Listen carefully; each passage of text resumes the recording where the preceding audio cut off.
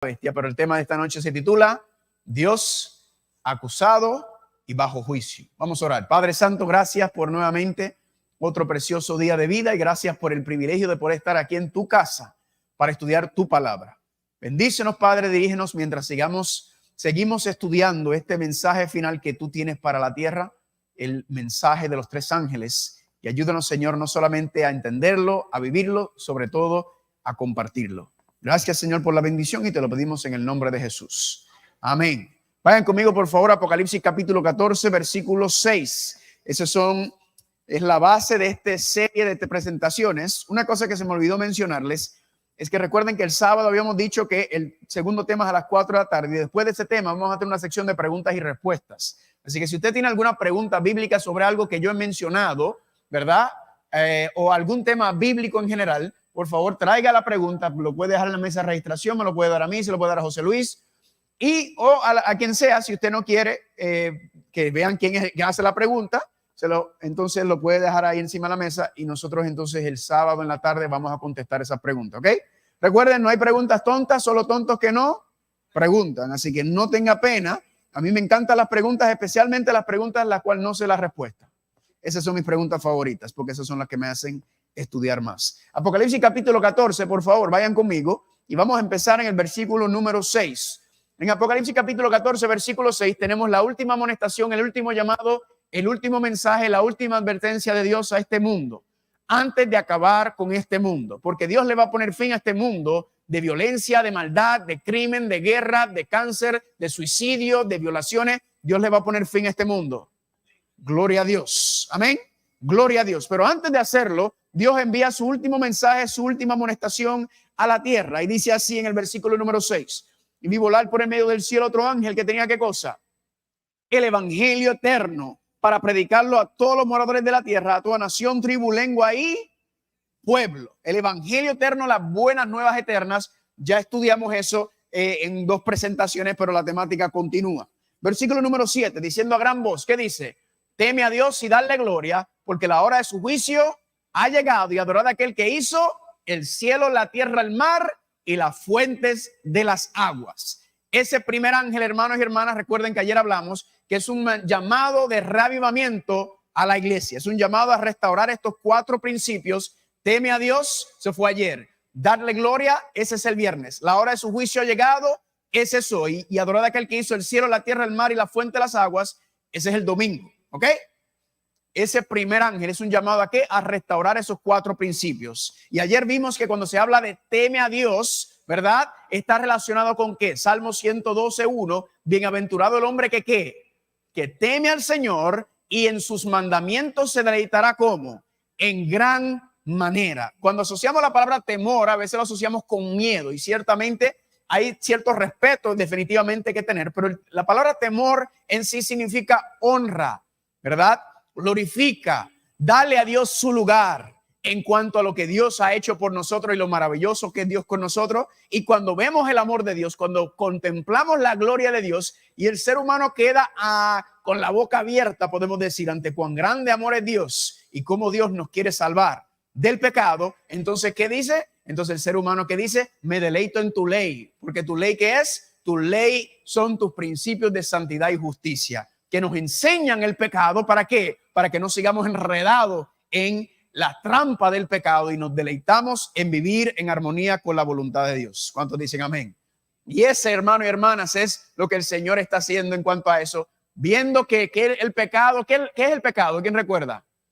La transgresión de la ley. ¿Están conmigo? ¿Y Cristo por qué murió? Por nuestros pecados. En otras palabras, Cristo murió porque el ser humano que estaba haciendo, transgrediendo la ley de Dios. Entonces Cristo vino a restaurar al ser humano nuevamente en armonía con la ley de Dios, para que no sigamos siendo pecadores, ¿verdad?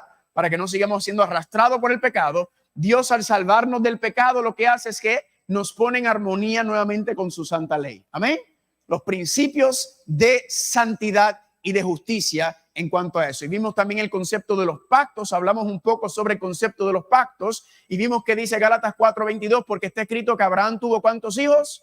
2 hijos, uno de la sierva y otro de la libre, porque estos son los que los 2 pactos. Entonces ambos hijos, la situación con Agar, Ismael, y la situación con con Sara y con Ismael representan los dos pactos, ¿verdad que sí? Representan dos promesas, representan dos actitudes hacia quién es Dios. Y vimos que lamentablemente en el monte Sinaí engendraba ¿qué? Para servidumbre, el cual es Agar. ¿Por qué? Porque vimos que al igual que Abraham, cuando él trató de ayudar a Dios, cuando él trató de darle un empujoncito a Dios a cumplir su promesa, utilizó que un método carnal, un método terrenal, un método que no es autorizado por Dios, que Dios le dijo, yo no necesito tu ayuda, yo necesito tu corazón. Y dice que eso es uno de los pactos, y eso es que Abraham estaba caminando ¿cuándo? En el viejo pacto, ¿verdad? En el viejo pacto son las promesas humanas, es el esfuerzo humano, es la metodología humana, es la inteligencia humana, es la fuerza humana, es el conocimiento humano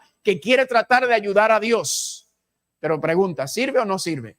No, porque ¿cómo termina el que trata de utilizar el método humano? ¿En qué? En servidumbre, continúa en esclavitud, porque no hay manera que podamos nosotros vivir en armonía con la voluntad de Dios. Dios es el que cumple su promesa. Y luego vimos que dice el otro pacto, el nuevo pacto, el pacto eterno, es representado por medio de ¿quién? De Sara y de ¿quién? De Isaac. ¿Cumplió Dios o no cumplió Dios su promesa? Dijo Dios que le iba a dar un hijo a ellos dos, ¿sí o no? Y cuando ellos confiaron en Dios y dejaron de tratar de intrometerse y de tratar de ayudar a Dios, y Dios dijo, yo lo que necesito es que tú creas en mi promesa y que vivas por esa fe. Amén. Y yo me voy a encargar de eso. Y efectivamente Dios cumplió su promesa. ¿Cuántos dicen amén? ¿Lindo o no es lindo? Porque vimos que el problema con los pactos tiene que ver con las promesas. En el viejo pacto son las promesas humanas. Eso fue lo que ocurrió en el Sinaí. Nosotros haremos, nosotros obedecemos. ¿Funcionó? No. 2 semanas después estaban adorando un becerro de oro. Dios dijo, yo no necesito, ¿verdad?, que tú me ayudes. Yo necesito tu corazón. El problema es que cuando tratamos de ayudar a Dios sin entregarle el corazón, ¿qué hacemos? Estropeamos los planes de Dios, estropeamos los métodos de Dios. Y Dios dice, no, dame tu corazón primero, yo te voy a enseñar, yo te voy a dar el poder y la fuerza para que tú puedas entonces vivir en armonía con mi palabra. Y ese, hermano y hermana, son las promesas ¿de qué? Del nuevo pacto, del pacto eterno, que vimos que Cristo Jesús lo vivió perfectamente. Amén. Y eso es lo que Dios quiere hacer, escribir su ley. ¿Dónde? No en una tabla de piedra. ¿Dónde quería escribir Dios la ley? En nuestra mente y en nuestro corazón. Seguiremos hablando de eso especialmente el viernes cuando entremos en la temática de darle gloria a Dios. Sigamos entonces en Apocalipsis capítulo 14, segundo ángel. Viene el segundo ángel, ¿y qué dice? Otro ángel le siguió diciendo, ¿ha caído quién?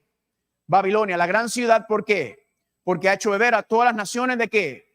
Del vino del furor de su fornicación. Le expliqué ayer que hay 2 mensajes finales. Está el mensaje de Dios, que es el evangelio eterno, y el primer ángel. Pero luego también está, ¿qué cosa? El vino de Babilonia. Estos son los 2 mensajes compitiendo. ¿Y por qué Babilonia va a caer? Babilonia va a caer porque no quiere escuchar el evangelio eterno y el primer ángel. Babilonia quiere seguir su propio camino, su propio rumbo, y por eso Babilonia va a caer. ¿Y qué va a ocurrir con aquellas personas que prefieren o anhelan seguir el camino de Babilonia y seguir bebiendo del vino de Babilonia versus el evangelio eterno? Versículo número 9. Y el tercer ángel lo siguió diciendo a gran voz: si alguno adora a la bestia y a su imagen y recibe la marca en su frente o en su mano, él también beberá ¿de qué cosa? Del vino de la ira de Dios, que ha sido vaciado puro en el cáliz de su ira. Sin filtro y sin misericordia, Dios va a derramar su ira sobre este mundo. ¿Están conmigo?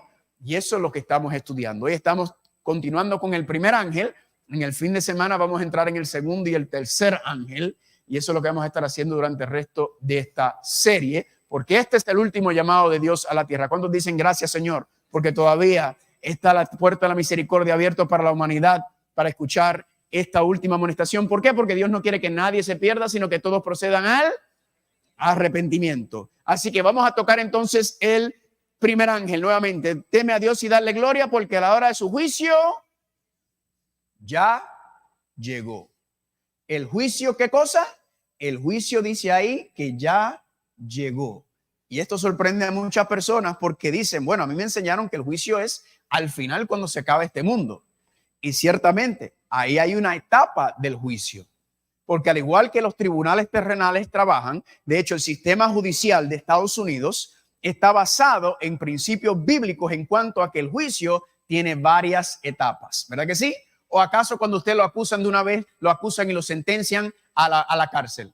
No, ¿verdad que no? Hay un proceso, hay una acusación, hay una investigación, entonces hay un juicio en muchos casos y también entonces hay un día de sentencia y después hay un día en donde se ejecuta esa sentencia. Es un proceso y igual la Biblia nos enseña que ya el proceso del juicio ya comenzó y hoy vamos a hablar un poquito de eso porque noten que ¿dónde ocurre el juicio? El juicio ocurre en el santuario. Vayan conmigo por favor al Salmo 73. Me acompañan por favor al Salmo 73. Quiero mostrarles lo que está ocurriendo en el santuario. Cuando yo veo el santuario, yo pienso en muchas cosas. Yo pienso en el plan de salvación. Cuando yo veo el santuario, yo pienso en el currículo de Dios, en donde Dios enseña a la humanidad cómo Él nos va a separar del pecado. Cuando yo veo el santuario, yo veo el servicio de Dios por la humanidad. Pero también cuando yo veo el santuario, yo veo algo muy interesante, es que yo veo ahí una sala de tribunal. ¿Están conmigo? Yo veo una sala de tribunal en donde se está llevando a cabo este proceso de juicio. El asunto es que cuando pensamos en el concepto del juicio, casi siempre lo vemos de manera negativa, ¿verdad? Casi siempre lo vemos de manera negativa, pero yo creo que yo se lo mencioné. Si a alguien usted lo acusa falsamente de un crimen, ¿verdad? Usted ha visto cuando las personas dicen, yo quiero mi día en corte. ¿Verdad? Incluso gente le dice, mira, declárate culpable para que te den una sentencia pequeña y te sales del asunto. Y yo he visto gente que dice, no, a mí no me importa. Yo quiero ir a juicio y yo quiero pelear hasta el final porque yo quiero que me escuchen lo que yo tengo que decir. Yo quiero aclarar y limpiar mi nombre. ¿Están conmigo? Y en ese sentido, el juicio es una cosa buena. ¿Por qué? Porque puede mostrarse qué cosa, que la acusación ha sido falsa y la persona que fue desacreditada verdaderamente fue bajo términos o condiciones erróneas. ¿Están conmigo? Y en ese sentido es bueno. Noten lo que dice el Salmo 73. ¿Cuántos están ahí? Versículo número 2. Noten lo que dice el salmista. En cuanto a mí, casi se deslizaron mis pies, por poco resbalaron mis pasos, porque tuve envidia de los arrogantes, viendo la prosperidad de los impíos. Porque no tienen congoja, versículo 4, por su muerte, pues su vigor está entero. No pasan trabajo como los otros mortales, ni son azotados como los demás hombres. Por tanto, la soberbia los corona y se cubren de vestido de violencia. Los ojos se les saltan de gordura, logran con creces los antojos del corazón. Se mofan y hablan con maldad de hacer violencia. ¿Y hablan con qué? Con altanería. Ponen su boca ¿dónde?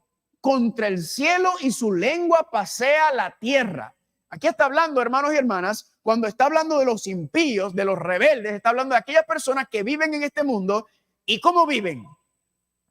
Viven como si no existiera Dios, ¿verdad? Viven una vida, no solamente una cosa es vivir no sabiendo, pero otra cosa es vivir diciendo Dios no existe, Dios no vive, ¿verdad? De eso de Dios es una mentira. Aquí presentan el panorama de las personas que blasfeman en contra de Dios, que son altaneros, que viven la vida como si nunca tuvieran que dar cuenta alguna vez en su vida. Y muchas veces nosotros vemos a esa gente y vemos a la gente de diferentes plataformas y vemos a la gente y pensamos, pero mira esta gente no honra a Dios y mira qué bien viven. Son ricos, son famosos, tienen dinero, ¿verdad?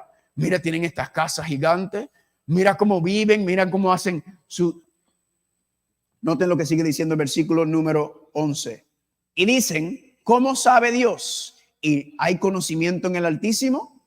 He aquí que estos impíos, sin ser turbados del mundo, ¿qué cosa? Alcanzaron riqueza, ¿verdad? Mira para allá, mira qué bien viven, miren esta gente. Ahora, aquí viene un tema, una parte difícil. Verdaderamente en vano he limpiado mi corazón y lavado mis manos en inocencia, pues he sido azotado todo el día y castigado como todas las mañanas. En otras palabras, no solamente está mirando al impío y diciendo, pero miren esta gente, no honran a Dios, hablan en contra de Dios y mira cómo son, qué felices son, mira qué ricos son, mira qué alegría son. Pero después dice que, y yo, Señor, que yo te he servido toda mi vida, ¿y cómo? Azotado, con problemas, el matrimonio se me está cayendo en pedazos, mi familia es un desastre, no encuentro trabajo, tengo problemas financieros, tengo problemas de salud. Señor, yo aquí honrándote, ¿verdad? ¿Y qué pasa? Y mira todos los problemas que yo tengo y aquellos que no te honran, mira qué bien viven y miran qué felices son. ¿Te ha pensado eso alguna vez? Pero noten lo que ocurre después, en el versículo número 17. Hasta que entrando en el santuario de Dios, ¿qué dice?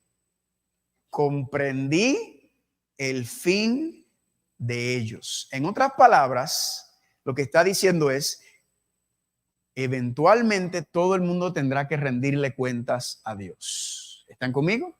Eventualmente todo el mundo, aquellos especialmente que se mofan y hablan en contra de Dios y se burlan de Dios y se burlan de los pueblos de Dios, esa gente va a tener su día en el que ¿qué? En que viendo, él dice, viendo dentro del santuario, ¿qué dice? Vi el fin de ellos. Ahora, entrando al santuario, estudiamos hace unos días atrás, vimos los muebles del santuario, vimos el sacerdocio del santuario, hablamos de las ofrendas del santuario, hablamos de la sangre en el santuario. Y una cosa que también habíamos mencionado es que el santuario tenía dos servicios principales. ¿Cuántos servicios? Dos. Uno era el servicio diario y el otro era el servicio anual. Vimos que el diario ocurría desde la puerta del santuario, que daba acceso al patio en donde se llevaba el cordero era sacrificado, tomaba los pecados que eran confesados sobre él y la sangre era derramada y luego la sangre era esparcida, ¿verdad? Entre el patio y el lugar santo. Y la sangre incluso se derramaba hacia el lugar santísimo, pero no llegaba al lugar santísimo. ¿Por qué razón? Porque la sangre ¿en dónde caía? Caía sobre el velo, ¿verdad? Y vimos que el velo que representaba la carne de Cristo, y cuando el velo se rasgó, ¿qué ocurrió? La separación que existía entre Dios y la humanidad, ¿qué cosa? Ya fue anulada. Ahora hay armonía, ¿verdad que sí? Dios Cristo entonces ha reconciliado a la humanidad y vimos que el santuario entonces existían estos servicios diarios, pero había un día donde sí se entraba al lugar santísimo y ese es el servicio anual, que ocurría en el lugar santísimo una vez al año. Y aquí están lo que conocemos como las 7 fiestas ceremoniales. Habíamos mencionado en el tema del domingo que hay 7 fiestas ceremoniales que regulaban los servicios que se hacían en el santuario y los diferentes aspectos que regulaban los servicios del santuario. Y las 7 fiestas ceremoniales son la Pascua, los panes sin levadura, las primicias, la fiesta de la siega de las 7 semanas, las trompetas, el día de expiación y la fiesta de las cosechas o de los tabernáculos. Y esto seguía el año académico, el año bíblico, ¿verdad? Seguía el año en el cual vivían ellos, el calendario anual. Y noten, la Pascua era el 14 de Nisan. Ahora, Nisan no es un carro en este contexto. Nisan es lo que se llamaría el primer mes del calendario hebreo, que es aproximadamente al final de marzo, principios de abril, dependiendo de cómo mueve el asunto, porque el calendario hebreo se regía por un calendario que tenía 360 días al año. Los meses eran como de 30 y 29 días, poco diferente al de nosotros. De eso vamos a hablar un poco más adelante. La Pascua era el 14 de Nisan. El día después, panes sin levadura, 15 de Nisan. Y el próximo día, el 16 de Nisan, las primicias. Luego, a las 7 semanas, 49 días, venía lo que se llamaba la fiesta de la siega. Luego se celebraba las trompetas en la segunda parte del año, ¿verdad? Las primeras 4 fiestas caían en la primera parte o en la primavera. Luego las otras 3 fiestas, trompetas, día de expiación y fiesta de las cosechas, caían en la segunda parte del año para los tiempos de otoño. Pero como vimos ya, todo lo que estaba representado en el santuario era ¿qué cosa, hermanos? ¿Quién recuerda? Era un tipo, una representación, ¿verdad? Un símbolo, algo que representaba que iba a tener su cumplimiento ¿en quién? En Cristo. Por lo tanto, cuando miramos este calendario, verdaderamente es un calendario profético. Es un calendario que, aunque se regía literalmente en el año literal alrededor del santuario terrenal, en Cristo entonces vamos a ver que este calendario, estas fechas, este patrón tenía que ver con cómo Cristo nos iba a salvar del pecado. Lo voy a repetir otra vez. Esta fecha, esto tenía que ver con las fechas o tiempos en los cuales Cristo iba a salvarnos del pecado. Amén. Era, en todas otras palabras, un calendario profético. un calendario del Mesías. Miren el cumplimiento profético. ¿Están listos? Aquí está el cumplimiento del calendario profético. La Pascua, ¿qué representa? La muerte de Cristo Jesús cuando se sacrificaba la Pascua. Panes sin levadura, ¿qué representa? Cristo estuvo al otro día en la tumba. Viernes murió Cristo en la cruz del Calvario. El próximo día, el 15 de Nisan, ¿dónde estaba? En la tumba. Panes sin levadura, la profecía decía que su carne no iba a haber corrupción. Luego, el próximo 16 de Nisan, ¿qué ocurrió el tercer día? ¿Qué hizo Cristo?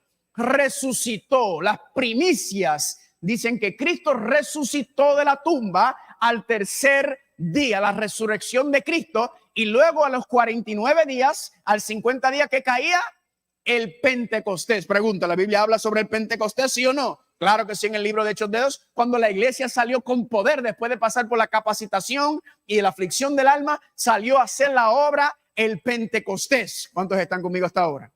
Esas primeras 4 fiestas se cumplieron de manera literal, pero luego tenemos ¿qué cosa? La fiesta de ¿qué? De las trompetas. ¿Están conmigo? La fiesta de las trompetas. ¿Y cuál era el propósito de las trompetas? El propósito de las trompetas era preparar a la iglesia ¿para qué? Para el día de la expiación, que es el día del juicio. Interesante, porque nosotros vimos que las 7 trompetas eran paralelas ¿a qué? A ver quién recuerda. Las 7 trompetas eran paralelos ¿a qué? A las 7, los 7 sellos y a las 7 iglesias. Las primeras 3 visiones tenían que ver con ¿qué? 7 iglesias, 7 sellos, 7 trompetas. Y si recuerdan, dijimos que ¿qué? Son la misma profecía basada en 3 perspectivas o ángulos diferentes. ¿Están conmigo? Ahora, noten qué interesante. ¿Qué venía primero? Venían las trompetas y después venía el día del juicio, el día de la expiación. Y las trompetas, los sellos y las iglesias eran paralelas. ¿Quieren ver algo interesante? Vayan conmigo a Apocalipsis capítulo 3. Vayan conmigo a Apocalipsis capítulo 3. En Apocalipsis capítulo 3, recuerden, los sellos, las trompetas y las iglesias son el mismo periodo de tiempo que comienzan con la ascensión de Cristo y la iglesia primitiva y terminan las 3 con la 7ª iglesia, que sería la iglesia justo antes del regreso de Cristo. ¿Están conmigo? Noten lo que dice la 7ª iglesia de Apocalipsis capítulo 3, versículo número 14. Y escribe el ángel de la iglesia de ¿qué? En la Odisea, he aquí el amén, el testigo fiel y verdadero, el principio de la creación de Dios. Aquí está hablando ¿quién? Cristo. Cristo es el que está dando un mensaje. ¿A qué iglesia? La iglesia de la Odisea, que es la 7ª iglesia. En otras palabras, es la iglesia que va a estar sobre la tierra justo antes de ¿qué? Justo antes del regreso de Cristo. ¿Saben lo que representa o significa la Odisea? La Odisea significa la iglesia del juicio o el juicio de la iglesia. ¿Están conmigo? En otras palabras, el juicio ocurre que justamente, o la primera etapa del juicio ocurre justamente antes de la venida de Cristo. ¿Están conmigo?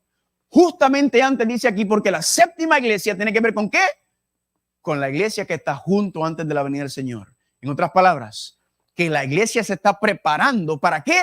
Para el comienzo del gran día del juicio, que es lo que el día de expiación representa. Y luego tenemos la 7ª iglesia, cuando el sumo sacerdote entraba ¿en dónde? En el lugar santísimo. ¿Para hacer qué? Para limpiar y purificar los pecados del pueblo que habían sido confesados y se habían acumulado en el santuario.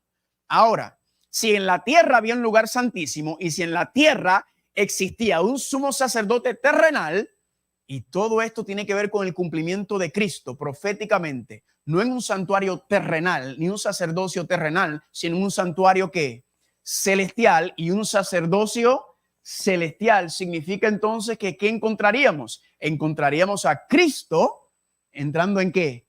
En el lugar santísimo del santuario celestial, a hacer ¿qué? A venir y a interceder y a limpiar los pecados del pueblo. ¿Están conmigo? Porque todo lo que se hacía en la tierra era una ¿qué? Una maqueta, una demostración, un tipo de lo que estaba siendo hecho ¿qué? En el cielo. ¿Están conmigo? Ahora, ¿cuál era la próxima fiesta? La fiesta de los tabernáculos, que representa ¿qué cosa? La tierra nueva. Vayan conmigo, por favor, Apocalipsis capítulo 21 para mostrárselo. Apocalipsis capítulo 21. Apocalipsis capítulo 21. Apocalipsis capítulo 21, cuando están ahí, digan amén. La séptima fiesta, la fiesta de los tabernáculos, representa cuando Dios ha limpiado y purificado ya este mundo del pecado y de la violencia y de la maldad y de Satanás. Noten lo que dice Apocalipsis 21, ¿están ahí? Versículo número 1. Y de un cielo nuevo y una tierra nueva, porque el primer cielo y la primera tierra pasaron y el mar ya no existía más. Noten el versículo 3. Y oí una gran voz del cielo que decía: he aquí el tabernáculo de Dios con los hombres. ¿El qué? El tabernáculo de Dios con los hombres, la fiesta de los tabernáculos, la celebración de los tabernáculos. ¿Por qué razón? Porque Dios morará con ellos y ellos serán su pueblo y Dios mismo estará con su pueblo. ¿Cuántos dicen amén? En otras palabras, está siendo representada que el fin de este mundo de pecado, de violencia y maldad, cuando Dios establece un cielo nuevo y una tierra nueva. ¿Están conmigo? ¿Vieron el calendario como todo está representado en Cristo y como Él va cumpliendo cada una de esas fechas y esos indicadores proféticos en cuanto al tiempo del fin? Ahora, regresando al tema del juicio, ¿verdad? ¿Por qué? A la luz de este calendario profético podemos ver entonces que nosotros nos encontramos, dice Apocalipsis capítulo 14, versículo 6, que la hora de su juicio ha llegado. Dice la séptima iglesia, la Odisea, que significa que el pueblo del juicio. Ahora les voy a mostrar otras indicaciones del juicio en la palabra de Dios. Vayan conmigo, por favor, al libro de Daniel capítulo 2. Vayan conmigo al libro de Daniel. Hoy solamente le voy a dar una cosquillita, un toquecito de lo que vamos a estar estudiando el sábado, porque el sábado el tema va a ser candela, pura candela, fuego. ¿Están conmigo? En Daniel capítulo 2 tenemos una profecía fascinante. Una profecía que no me dio tiempo a explicarlo por el asunto de que solamente tenemos 2 semanas, pero si a usted le interesa ver mi tema donde yo desgloso el capítulo completo, Daniel capítulo 2 es uno de los capítulos más increíbles que existe en la Biblia. Dios le da un sueño al rey Nabucodonosor. En ese sueño, él ve una estatua, una imagen que tiene 4 metales. ¿Cuántos metales? 4. Oro, plata, bronce y piernas de hierro. Y en esa visión, hermanos y hermanas, Dios le está mostrando la historia del mundo. Es una visión, es una profecía concerniente al tiempo final. Y en esa visión, Dios le va explicando cómo va a llegar este mundo al fin.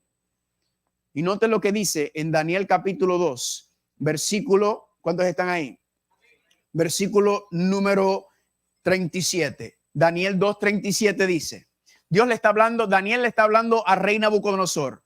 Tú, oh rey, eres rey de reyes, porque el Dios del cielo te ha dado reino, poder y majestad.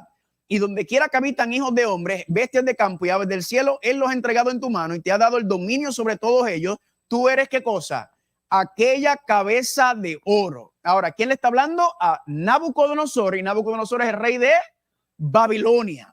Versículo 39. Y después de ti se levantará otro reino inferior al tuyo, ese es de plata, luego el tercer reino de bronce, el cual dominará toda la tierra, y luego el cuarto reino será fuerte como el hierro. Entonces, 4 imperios que se levantarán desde Babilonia, Dios le dijo, que van a marcar hasta el final de este mundo. Y esos 4 imperios, hermanos y hermanas, ya tenemos el primero, que es Babilonia. Y si usted sigue estudiando, lo cual vamos a hacer el sábado, le voy a enseñar cómo el imperio de oro representa Babilonia, el imperio de plata representa el imperio de los medios y los persas, el imperio de bronce representa el imperio de Grecia con Alejandro el Magno, y luego viene el imperio romano. 4 imperios que marcaron claramente y directamente la historia del pueblo de Dios. ¿Hasta cuándo? Hasta el tiempo final. Pero luego la profecía dice que saldrá una gran piedra que va a pegar en los pies a la imagen y la va a destruir, la va a acabar completamente. Y la Biblia dice que la gran roca que fue enviada, que pegó y destruyó y acabó, dice Pedro mismo en sus epístolas de Pedro, dice que esa gran roca representa ¿qué cosa? La segunda venida de Cristo que va a acabar con este mundo. ¿Están conmigo? Y luego dice, continúa y termina. Miren lo que dice el versículo cuando están conmigo ahí. ¿Están ahí?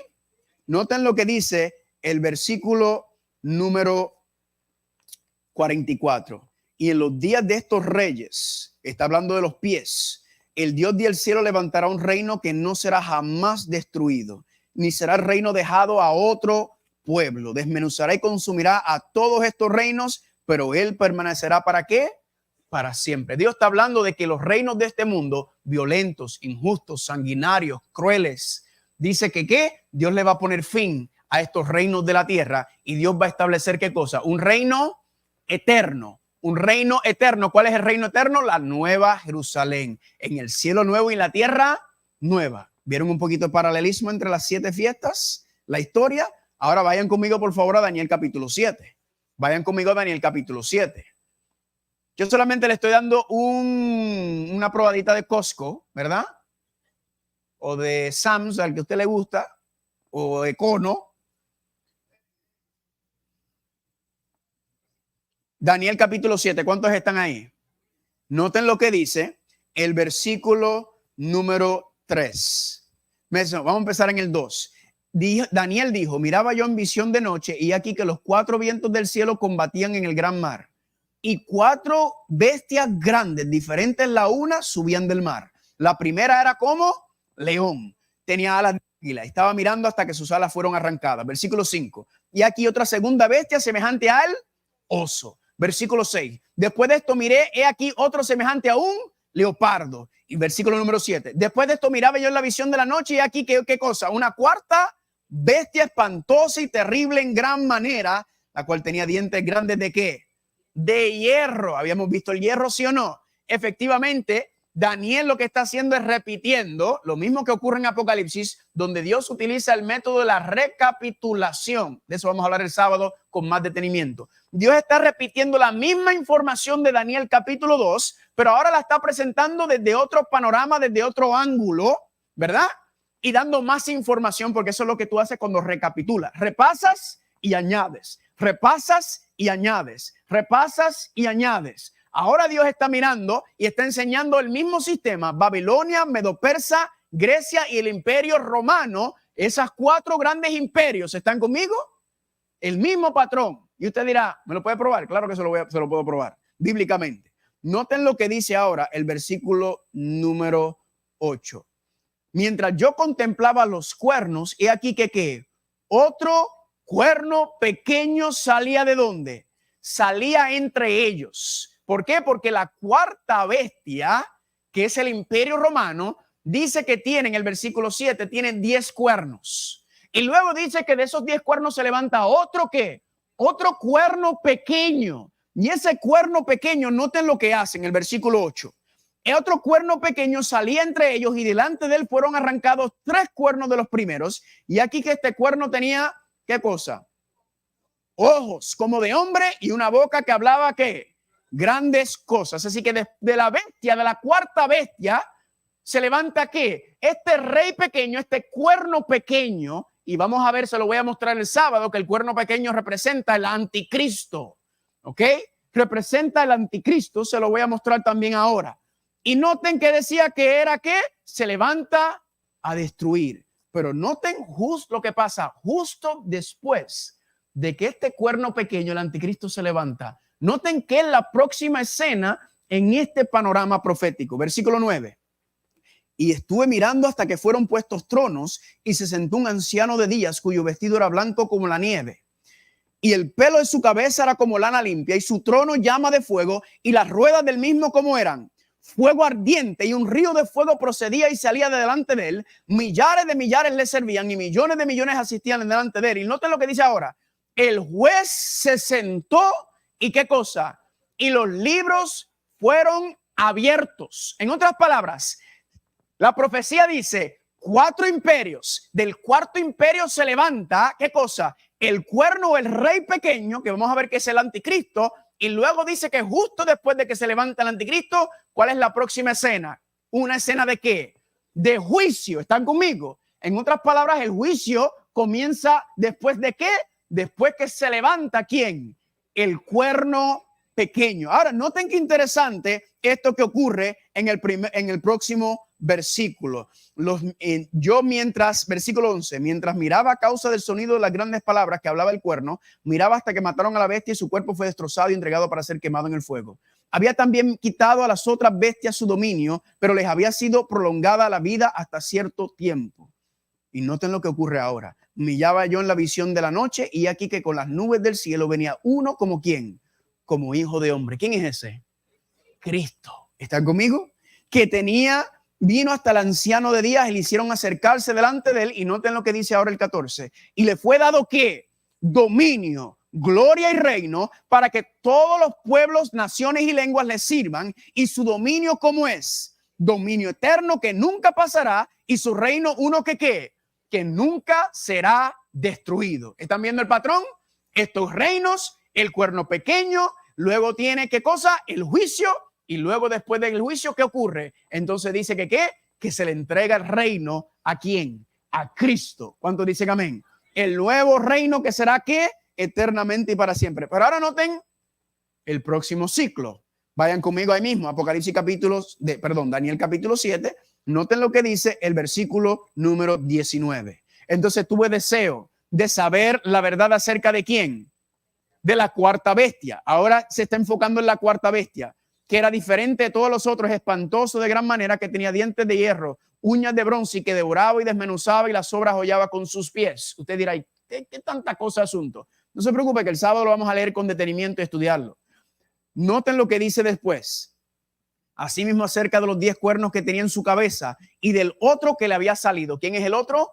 Es el cuerno pequeño que se levantó de los 10, delante del cual habían caído 3. Y este cuerno tenía ¿qué cosa? Ojos y boca que hablaba grandes cosas y parecía más grande que sus compañeros. Y veía yo este cuerno que hacía guerra contra los santos y ¿qué? Y los vencía hasta que vino el anciano de días. ¿Y qué hizo el anciano de días? Se dio ¿qué cosa? El juicio a los santos. Noten el patrón. Noten ahora las bestias, los reinos. Ahora viene ¿qué cosa? El cuerno pequeño. Y luego del cuerno pequeño, ¿qué ocurre? El juicio nuevamente a los santos. Y noten ahora cómo termina. Y llegó el tiempo y los santos ¿qué hicieron? Recibieron ¿qué cosa? El reino nuevamente. ¿Están conmigo? Noten que fue entonces nuevamente dado ese reino. ¿Quieren ver el mismo patrón nuevamente? Miren lo que dice el versículo 23. Ahora recapitula nuevamente. Versículo 23. Dijo así: la cuarta bestia será ¿qué cosa? Un cuarto reino, el cual será diferente de todos los otros reinos, y toda la tierra devorará, trillará y despedazará. Y los 10 cuernos significa que de aquel reino se levantarán ¿qué cosa? 10 reyes, y tras ellos ¿qué cosa? Se levantará otro rey, el cual será diferente de los primeros, y a 3 de los reyes ¿qué cosa? Derribará. Noten que se está repitiendo la misma información. Versículo 25. Y hablará palabras contra el Altísimo, de los santos del Altísimo quebrantará, y pensará en cambiar ¿qué cosa? Los tiempos y la ley. Recuerden, ayer leímos que decía que la bestia, ¿qué pensará y tratará de hacer? Cambiar los tiempos y la ley, porque vamos a ver que este cuerno, este rey pequeño, se levanta de la cuarta bestia en este contexto. Y noten lo que dice, versículo 26. Después de que el cuerno pequeño, ¿qué pasará? Pero se sentará ¿quién? El juez. ¿Y qué le hará? Le quitará su dominio para que sea ¿qué? Destruido y arruinado. ¿Hasta cuándo? Hasta el fin. ¿Cómo será destruido? Con la venida de Cristo Jesús. Y cuando Cristo venga y acabe eso, noten qué es lo próximo que dice el versículo 27. Y que el reino y el dominio y la majestad de los reinos debajo de todo el cielo serán dados al pueblo de los santos del Altísimo, cuyo reino es reino eterno, y todos los dominios le servirán. ¿Y qué cosa? Le obedecerán. ¿Cuántos dicen amén? ¿Notaron el patrón nuevamente? La cuarta bestia, ¿verdad? Las bestias. Luego tenemos el cuerno pequeño. Luego del cuerno pequeño que viene, juicio, ¿verdad? Porque el juicio, vamos a ver que está relacionado con lo que estaba haciendo el cuerno pequeño. Y luego que termine el juicio, la segunda venida de Cristo. Y luego de la venida de Cristo, ¿qué ocurre?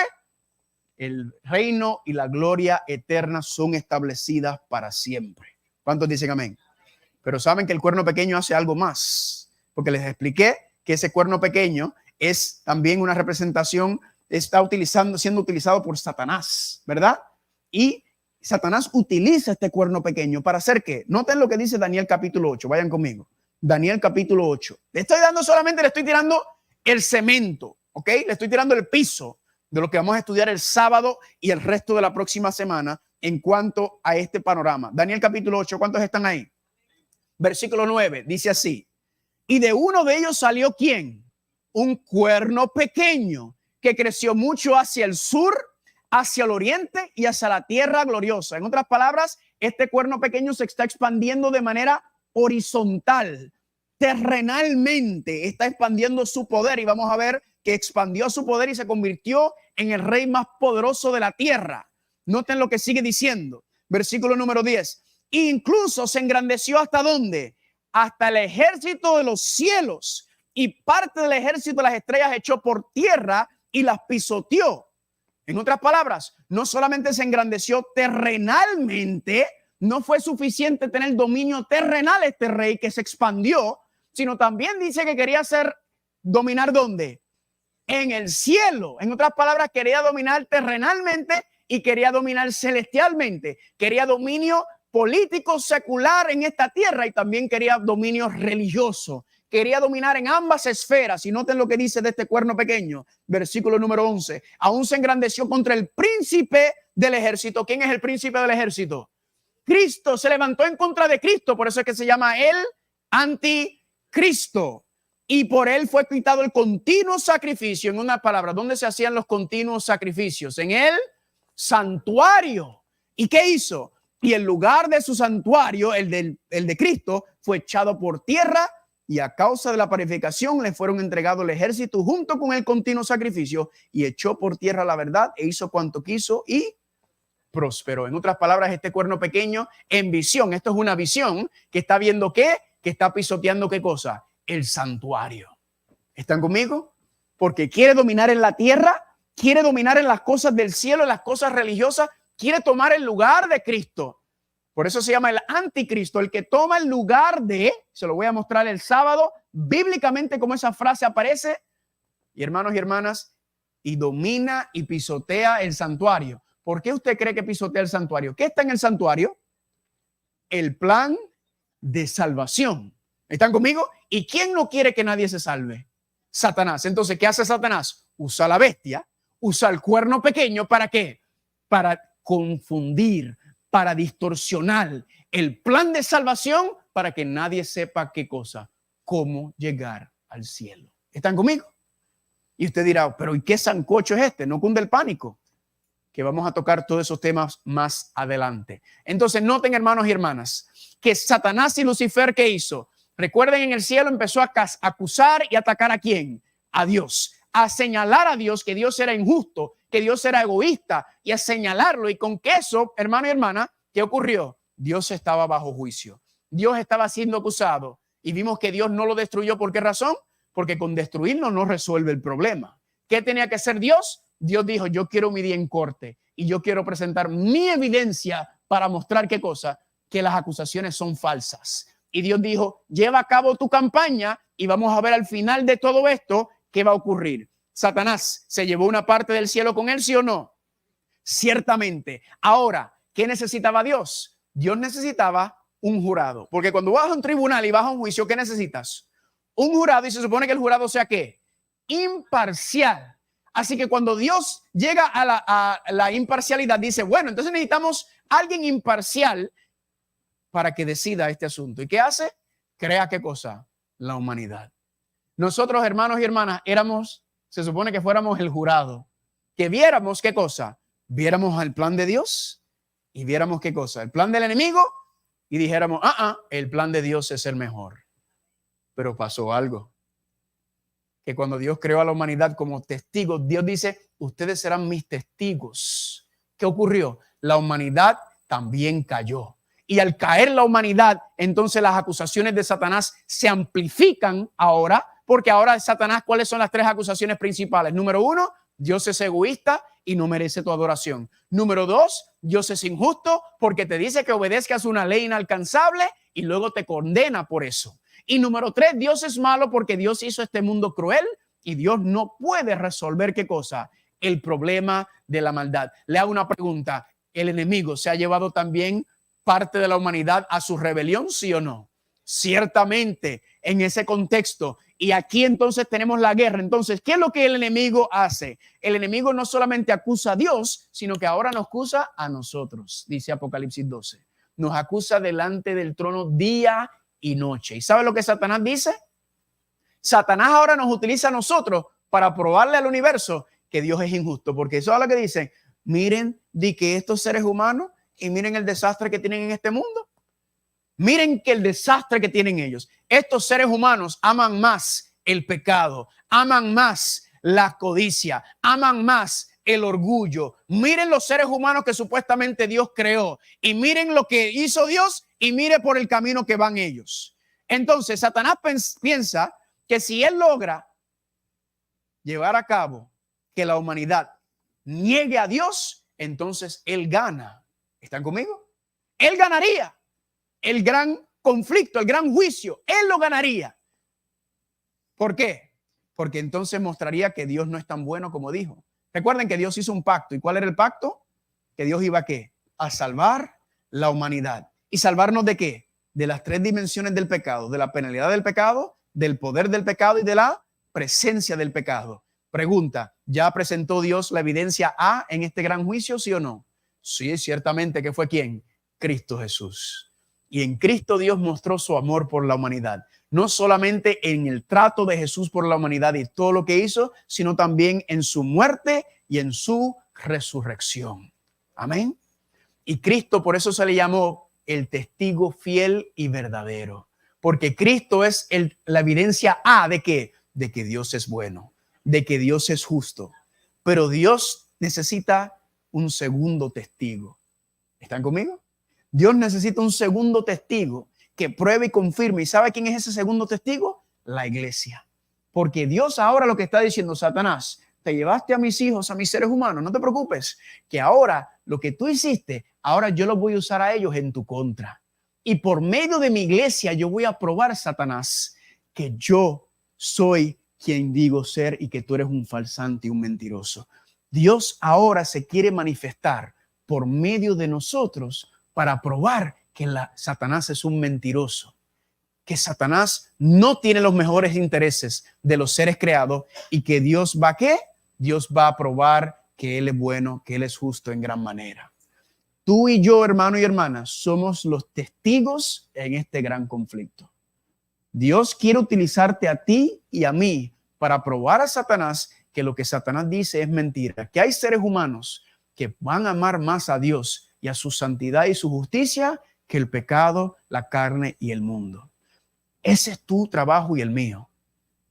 Probar y mostrar esto. El propósito del juicio no es ver cuán malos somos nosotros. El propósito del juicio es ver cuán bueno es Dios. Amén. Y nosotros entonces aquí, en estas condiciones, bajo estas circunstancias y en estos tiempos, se nos ha llamado a nosotros ¿a qué? A dar testimonio de Dios. Eso es lo que el universo está mirando al ser sus testigos ante este mundo. ¿Están conmigo? Ahora, le voy a explicar un poquito de cómo será este panorama del juicio, ¿verdad? Porque Dios está bajo juicio, pero estamos viendo que Dios ahora lo que va a hacer es que se va a vindicar por medio de su iglesia. Dios por medio de nosotros va a probarle. Ya lo hizo con Jesucristo. Amén.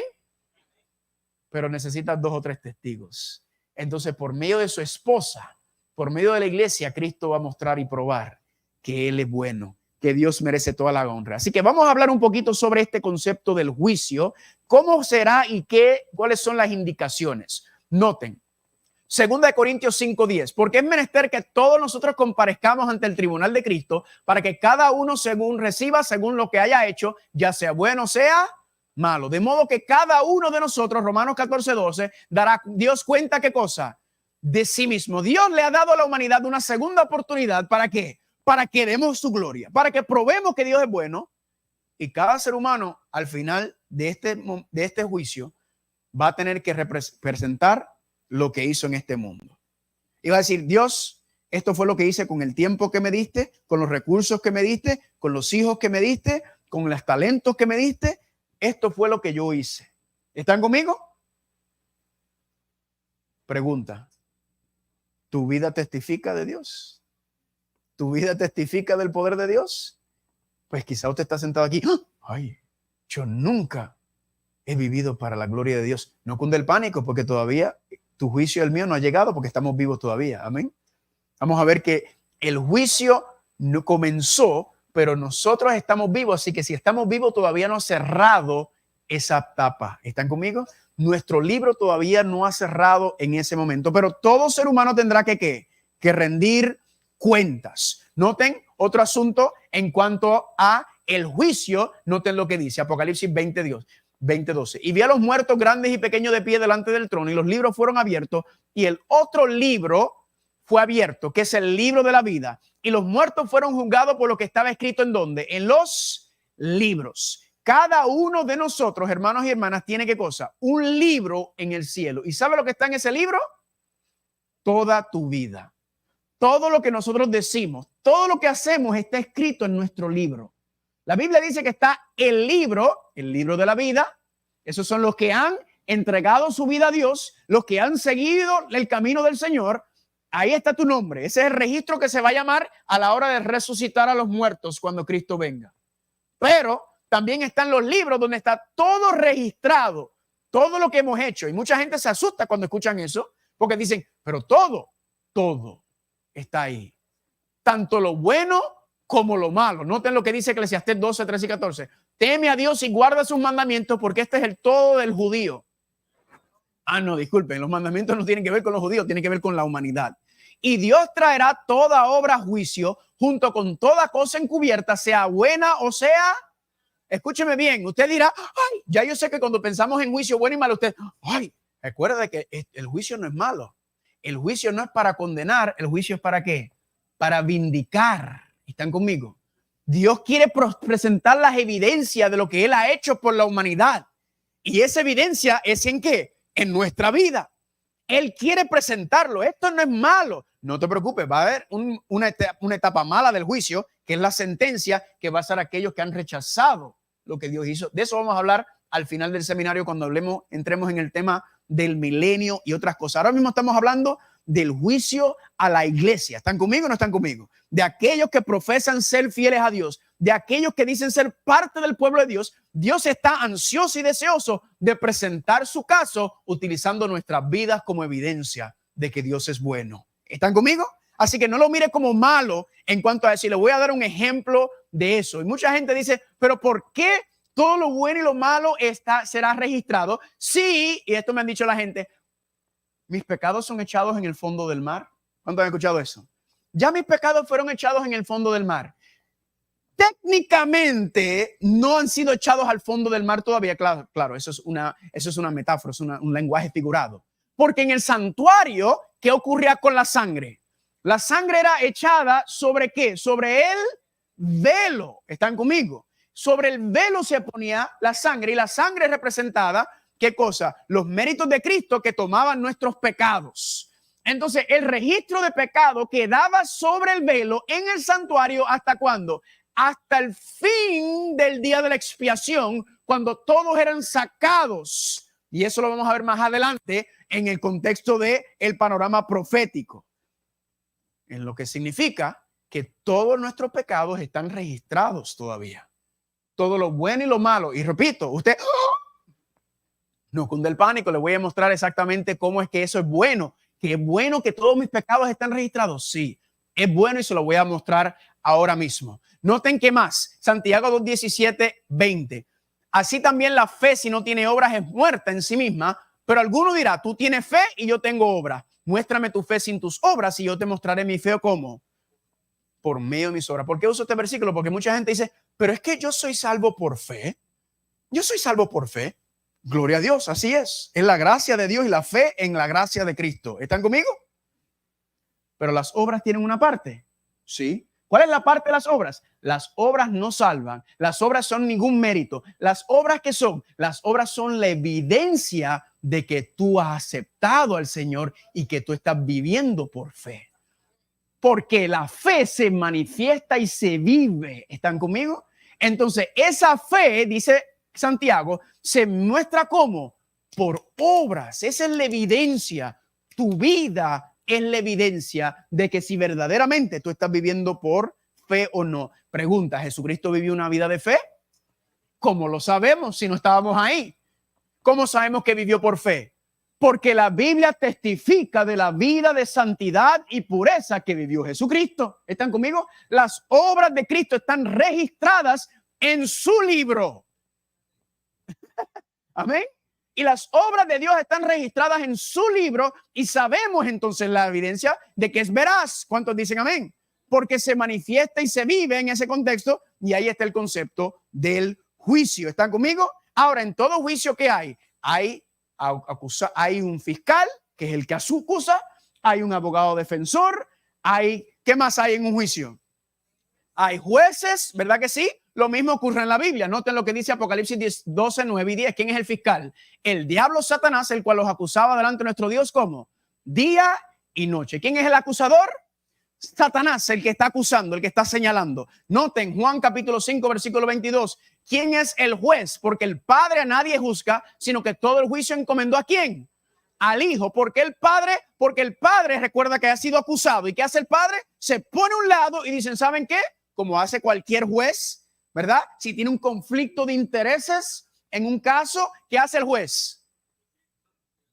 Se retira del caso y dice, no, yo no me voy a encargar para que no digan que yo metí la mano. Entonces, ¿qué hace el padre? El padre dice, no, yo no me voy a meter, yo me voy a quedar a un lado. Hijo, tú te encargas del asunto. ¿Están conmigo? A mí me gusta esto porque uno pensaría, porque si uno llega a un tribunal y el juez te acusa, ¿verdad? Vamos a suponer un panorama, no lo tome literal, por favor, pero que te pare frente al tribunal de Dios y Dios te dice, mira, lamento decirte que tú rechazaste todo lo que yo te regalé, ¿verdad?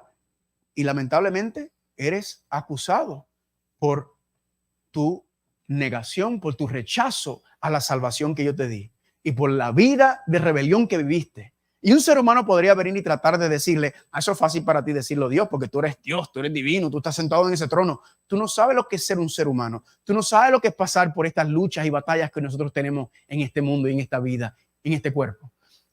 Alguien podría tratar de atrever de decirle eso a Dios Padre, pero a Jesucristo no se le puede decir eso, porque Jesucristo sabe lo que es ser un ser humano. Jesucristo sabe lo que es pasar por tentaciones. Jesucristo sabe lo que es vivir en este mundo. Jesucristo sabe lo que es caminar como un ser humano y por eso Jesucristo es el juez, para que nadie diga que él no puede simpatizar con nuestras debilidades y nuestras luchas, porque él pasó por las mismas. ¿Están conmigo?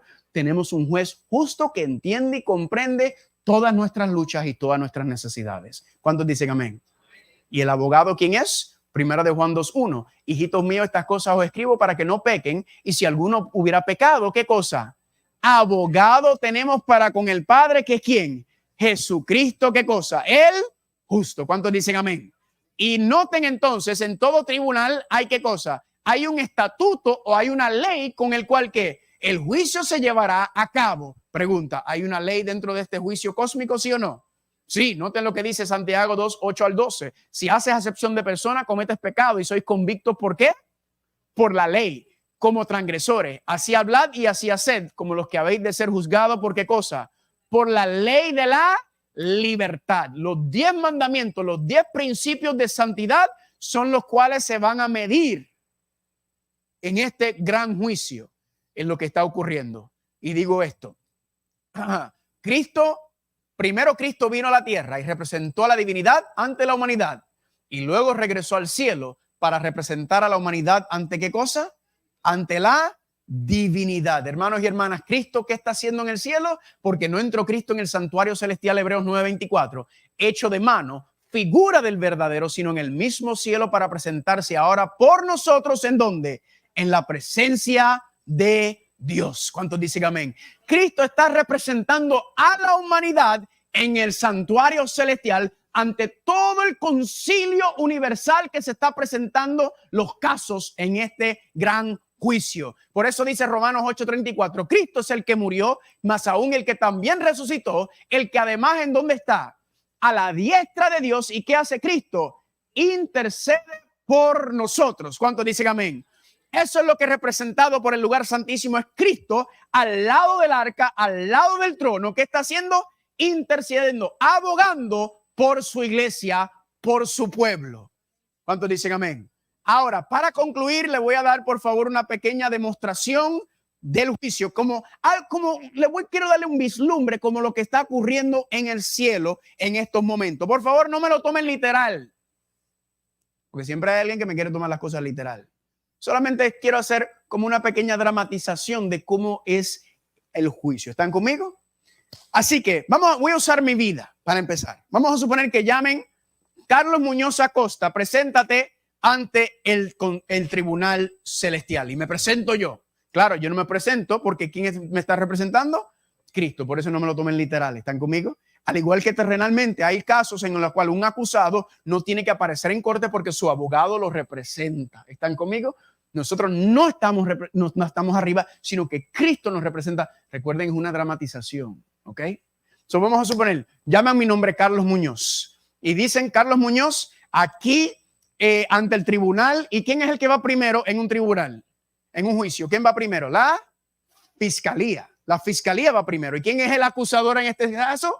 Satanás. Así que Satanás se levanta y Satanás dice, bueno, tribunal celestial, aquí estoy presentando mi caso en contra de Dios y el primer testigo en contra de Dios es Carlos Muñoz Acosta. Y yo me paro ahí y Satanás viene y saca, ¿qué hace? Saca mi registro de pecado. Y Satanás viene, aquí está. Noten qué buen trabajo hizo Dios. Noten cómo Dios es mentiroso. Noten cómo Dios no puede ni soportar ni apoyar sus mismas criaturas que él hizo, que supuestamente lo van a representar. Noten este hijo que está aquí y noten todos sus pecados. Y Satanás va uno por uno y me saca todos mis pecados y mis trapos al aire. ¿Y qué puedo hacer yo? Nada, porque en verdad soy un pecador y con una vergüenza terrible. Y Satanás, ni que este testigo de Dios, que porquería. Fiscal terminó. ¿Y ahora qué pasa? Y ahora me dicen, Carlos, pregunta, ¿tienes abogado defensor? Y en ese momento se levanta Cristo Jesús de la mesa de defensa. Se para y va a donde está la mesa del acusado, el fiscal, Satanás. Hace así, quita el papel, hace así. No le da, todavía no. Lo de él viene después. Y Cristo se presenta frente al jurado, a la corte celestial. Y dice, miren, todo esto que dijo Satanás sobre Carlos Muñoz es cierto. Carlos Muñoz es un pecador. Y todos estos pecados que cometió Carlos Muñoz, esto es un registro veraz, es verdadero, que Carlos Muñoz es un pecador. Pero Carlos Muñoz me aceptó a mí como su Señor y Salvador. Y yo morí por los pecados de toda la humanidad. Y como Él me aceptó a mí, yo también morí por sus pecados. Por lo tanto, su deuda quedó saldada. Carlos Muñoz no tiene ningún registro de ningún pecado. ¿Saben por qué? Porque yo morí por todos los pecados de Carlos Muñoz. El registro de Carlos Muñoz está perfectamente limpio. ¿Por qué? Porque yo tomé sus pecados y yo le imputé y le impartí mi justicia a él. Y mis santidades están representados en Carlos Muñoz desde este momento en adelante. Carlos Muñoz me pertenece a mí. Carlos Muñoz es evidencia y testimonio del poder de Dios que trabaja en una vida humana. Amén. Y Satanás se levanta. ¡Objeción! ¡Objeción! ¿Cómo sabemos que es verdad? ¿Cómo sabemos que lo que él está diciendo es cierto? Y Cristo entonces va a la mesa y ¿saben qué toma? Toma mi libro. Y toma mi libro. Y mi libro, todos los libros tienen una foto. ¿Ok? Así que su foto está ahí en el libro suyo. Sonría. Usted está ahí amargado, como que, bueno, yo sé para dónde va este libro.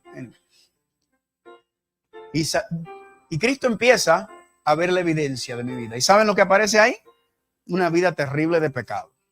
Desde el principio, Cristo empieza, bueno, era un pequeño, no estaba consciente, todavía no estaba consciente. Ya aquí ya está consciente de lo que está haciendo y ya está portándose mal.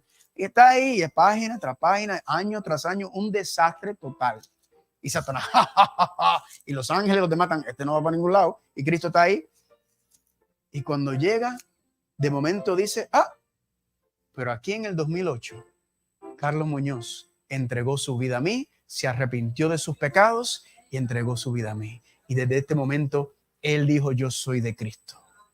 Y todo, gloria a Dios.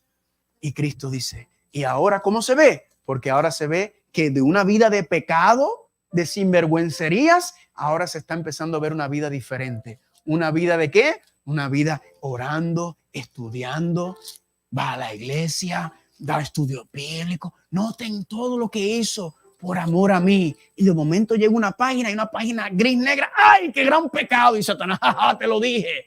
Y todo el mundo dice, no, terrible. ¿Y saben lo que Cristo hace? Cristo, sí, es verdad, cometió pecado, cayó, ¿verdad? Pero ¿saben qué? Se arrepintió y siguió caminando conmigo. Lo que se va a ver es una marcada diferencia entre lo que yo era antes y lo que yo soy después de entregarle mi vida al Señor. Por eso se ven ambas cosas, porque es la evidencia de ¿qué? De una vida transformada por el poder de Dios. ¿Están conmigo?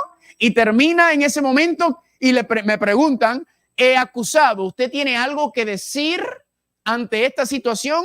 ¿Y saben lo único que yo puedo decir? Todo esto que se ha presentado de mí y todo lo que yo soy y todo lo que yo he llegado a hacer no es por mi fuerza, no es por mis méritos. Todo esto es Cristo que produce en mí el querer como el hacer por su buena voluntad. Él me convenció, Él me llevó al arrepentimiento, Él me dio las fuerzas, Él me dio el poder. Yo no tengo nada, yo solamente le ofrecí mi corazón y yo dejar que Él obre poderosamente en mí como Él prometió hacerlo. Y ante esa situación, el ser humano, el testigo, Cristo, en Cristo queda vindicado. Dios queda vindicado para el reino de los cielos. ¿Cuántos dicen amén? Hermano y hermano, nuestro libro todavía está abierto. ¿Están conmigo? No importa lo que haya pasado en tu vida anteriormente, no importa lo que hayas hecho anteriormente, lo malo y terrible que eres, tú puedes empezar a escribir un capítulo nuevo en tu vida desde hoy. Tú puedes empezar a escribir un capítulo en tu vida donde tú dices, yo quiero glorificar a Dios con mi vida, con mis talentos, con mis recursos, con todo lo que yo tengo. Señor, perdóname por lo que he hecho en el pasado, que no te he puesto en primer lugar en todo, pero desde este momento en adelante yo quiero poner toda mi vida en armonía con tu palabra. Pregunta en esta noche, ¿hay alguien que quiere decir yo quiero poner toda mi vida en armonía con la voluntad de Dios? Y que se escriba un capítulo lindo y precioso de mi vida mostrando que Dios es bueno, que Dios es justo. ¿Alguien quiere escribir ese capítulo empezando hoy? Póngase en pie, ¿verdad? Póngase en pie. Póngase en pie. Muchos de esos capítulos de nuestra vida a veces parecen gloria y después parecen tragedia. Pero no, queremos decir, Señor, queremos que nuestra vida se refleje el amor de Dios por nosotros. Amén. Que Dios sea glorificado en todo lo que hagamos, todo lo que digamos, todo lo que somos, todo lo que tenemos, todo nuestro tiempo, que todo sea dedicado ¿a qué?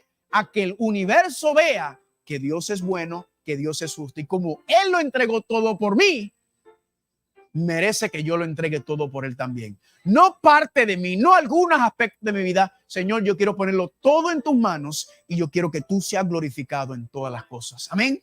Porque esa es la vida de Cristo. La vida de Cristo fue marcado por dos puntos. Número uno, glorificar a Dios en todas las cosas. Y número dos, la salvación de las almas. Si tú tienes esa misma mente, entonces estamos encaminándonos a tener la fe de Jesús. Amén. A vivir la vida de Jesús. ¿Cuántos dicen amén? Vamos a orar. Padre Santo, gracias por esta oportunidad. Gracias, Señor, porque este tema del juicio es tan abarcante. Solamente hicimos una introducción, pero es suficiente para ver que no, el juicio no es para condenar, el juicio es para vindicar y para vindicarte a ti primero, para probarle al enemigo que nosotros seres humanos, viviendo y nacidos en la carne, en este mundo, bajo estas circunstancias, bajo estas tentaciones, bajo todo, hemos profesado querer vivir para ti. Hemos profesado y confesado que queremos y preferimos tu santidad y tu justicia que el pecado y la carne. Dirígenos, Señor, para que todo lo que hagamos en nuestra vida pueda glorificarte y honrarte. Y que podamos en ese glorioso día ser testigos fieles y verdaderos de tu amor, de tu gracia y de tu misericordia por nosotros. Y que nunca quedará duda en el resto del universo ni por el resto de la eternidad que tú eres bueno y que mereces estar sentado en el trono del universo. Gracias por esta oportunidad, Señor. Llévanos con cuidado y tráenos de regreso el viernes para seguir estudiando esta preciosa palabra. Todo esto te lo pedimos en el nombre de Jesús. ¿Cuántos dicen?